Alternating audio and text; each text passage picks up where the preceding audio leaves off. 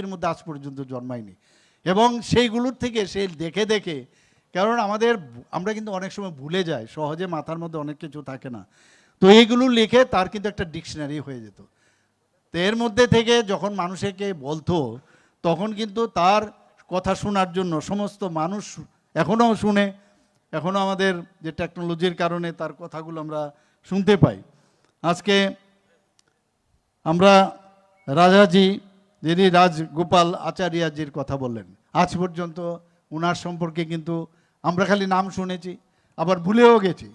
কিন্তু ওনাকে যে প্রকৃত সম্মান, আমরা মাননীয় প্রধানমন্ত্রীজিকে দেখলাম নেতাজি সুভাষচন্দ্র বসুকে কিভাবে সম্মান দিয়েছে, আমরা প্যাটেল সাহেবকে কিভাবে সম্মান দিয়েছে।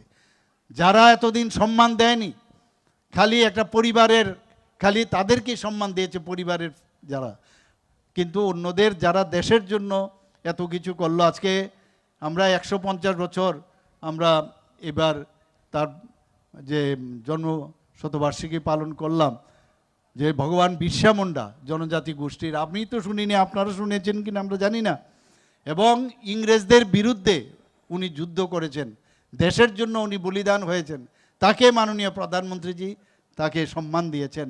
উনার নামে অনেকগুলো আজকে এই জনজাতিদের উন্নয়নের জন্য অনেক যে স্কিম উনি তৈরি করেছেন। সেইভাবেই আজকে পার্লামেন্টে এই রাজগোপাল আচার্যজির উনি সেখানে, এবং উনি কি বলছেন যে আপনারা সবাই যান, গিয়ে একবার দেখে আসুন সেই পার্লামেন্টে গিয়ে।